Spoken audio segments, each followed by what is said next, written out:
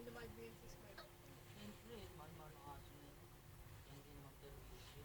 Oo, mabait nga ang aso yun. Yung mukha ng, tinan mo yun, oh. Boses, parang aswang eh. Hindi ko ni.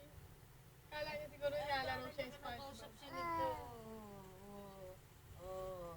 Gumalaw-galaw na rin, oh.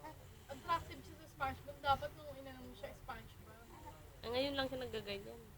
Ngayon lang. Bilang mo siya ng mga laro ng SpongeBob. Kathleen, dami niya. Collection Ayun na na, kasi. yung nasa duyan na patay Cindy ah.